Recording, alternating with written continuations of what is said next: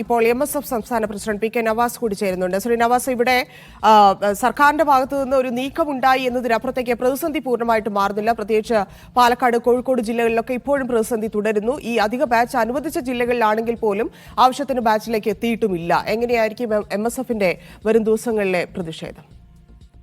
തീർച്ചയായും സർക്കാരിനെ സംബന്ധിച്ചിടത്തോളം സമൂഹത്തിന്റെ വിവിധ മേഖലയിൽ നിന്ന് വിദ്യാർത്ഥി സംഘടനകൾ, മാധ്യമങ്ങൾ, സാമൂഹിക പ്രവർത്തകന്മാർ, വിദ്യാഭ്യാസ പ്രവർത്തകന്മാർ, പ്രത്യേകിച്ച് വിദ്യാർത്ഥികൾ, ഇവരുടെയൊക്കെ വലിയ സമരങ്ങളും മുറവിളികളും ഉയർന്നു വന്നപ്പോൾ അതിന് മറുപടി കൊടുക്കാൻ കഴിയാത്ത വിധം, അത് മറികടന്ന് പോകാൻ കഴിയാത്ത വിധം പ്രതിരോധത്തിലായ ഒരു സർക്കാർ നൽകാവുന്നതിൽ ഏറ്റവും കുറവ് കൊടുക്കുക എന്നൊരു രാഷ്ട്രീയ തീരുമാനമാണ് എടുത്തിട്ടുള്ളത് എന്നാണ് പ്രാഥമികമായി പരിശോധിക്കുമ്പോൾ നമുക്ക് മനസ്സിലാകുന്നത്. നമുക്കറിയാം, മലബാറിൽ മാത്രം 352ഓളം ബാച്ചുകൾ ആവശ്യമുള്ളിടത്ത് കേവലം 138 ബാച്ചുകൾ മാത്രം നൽകി.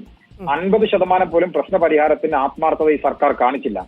എന്ന് വെച്ചാൽ എന്തെങ്കിലും കുറച്ചു കൊടുത്ത് ഈ സമരക്കാരെയും ഈ നിലവിളികളും ഒന്ന് അവസാനിപ്പിക്കാൻ വേണ്ടിയുള്ള ഏറ്റവും മിനിമം കൊടുക്കൽ, അതാണ് സർക്കാർ ഇതിലൂടെ ചെയ്തത്. യഥാർത്ഥത്തിൽ കേരളത്തിന്റെ മുഖ്യമന്ത്രി ശ്രീമാൻ പിണറായി വിജയന്റെയും കേരളത്തിന്റെ വിദ്യാഭ്യാസ വകുപ്പ് മന്ത്രിയുടെയും ഏറ്റവും വികൃതമായ സ്വഭാവവും മനസ്സുമാണ് ഇന്ന് മലയാളി കണ്ടത് എന്ന് പറയാതിരിക്കാനാവില്ല.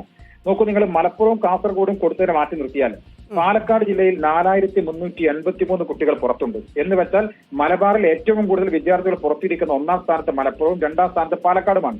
ആ പാലക്കാട് 73 ബാച്ച് വേണം. ഒരു പുതിയ കുട്ടിക്ക് പോലും അവസരം നൽകാത്ത വിധം ഇവർ ഇന്ന് നിയമസഭയിൽ സംസാരിച്ചിരിക്കുന്നു. ഏറ്റവും കൂടുതൽ പ്രതിസന്ധിയുള്ള 3ാമത്തെ ജില്ല കോഴിക്കോടാണ്. ആ കോഴിക്കോട് പുതിയ സീറ്റ് നൽകിയിട്ടില്ല. എന്ന് വെച്ചാൽ ഈ പ്രശ്നത്തെ പരിപൂർണമായി പരിഹരിക്കാൻ അവർ തയ്യാറല്ല എന്ന് വീണ്ടും വീണ്ടും തെളിയിക്കുന്നതാണ് ഇന്നത്തെ ഉൾപ്പെടെയുള്ള പ്രതികരണം എന്ന് പറയാതിരിക്കാൻ കഴിയില്ല. ഞങ്ങൾ ബഹുമാനപ്പെട്ട വിദ്യാഭ്യാസ മന്ത്രിയോട്, മുഖ്യമന്ത്രിയോട് പറയുന്നത്, നിങ്ങൾ എന്തിനാണ് ഇങ്ങനെ ധാർഷ്ട്യം കാണിക്കുന്നത്? നിങ്ങൾ എന്തിനാ ഇങ്ങനെ ധിക്കാരം കാണിക്കുന്നത്? പഠിക്കാനുള്ള സീറ്റല്ലേ ഈ കുട്ടികൾ ചോദിക്കുന്നത്? നോക്കൂ, ഇനിയിപ്പോ മലപ്പുറത്ത് തന്നെ നിങ്ങൾ പറയുന്ന 7800ഓളം സീറ്റുകൾ നൽകി എന്ന് പറയുമ്പോൾ നമ്മൾ ശ്രദ്ധിക്കേണ്ടത് 9791 കുട്ടികൾ പുറത്തിരിക്കുന്നതിൽ 7200 ബാച്ച് നൽകിയാൽ അതിൽ തന്നെ 2591 കുട്ടികൾ പുറത്താണ്. ഇത് നമ്മൾ തിരിച്ചറിയേണ്ടത്, ഈ ഗവൺമെന്റ് കണക്കുകൾ എടുക്കുമ്പോൾ എത്ര കുട്ടികളെ പുറത്തിരുത്താൻ പറ്റുമോ അത്രയൊക്കെ പുറത്താക്കിയിട്ട് ഒരിക്കലും തള്ളാൻ കഴിയാത്ത കുട്ടികൾ എണ്ണത്തിൽ അവർ എത്തിയുന്നത്.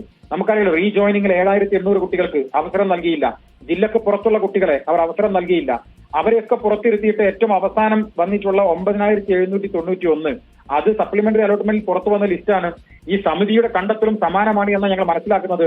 പക്ഷെ മന്ത്രി ആദ്യം 7200 കണക്ക് പറഞ്ഞു തുടക്കത്തിൽ സഭക്കകത്ത്. ഞങ്ങൾ അതേ കൊടുക്കൂ എന്ന് വാശി പിടിക്കുന്ന ഒരു മന്ത്രി, വാശി പിടിക്കുന്ന ഒരു സർക്കാർ.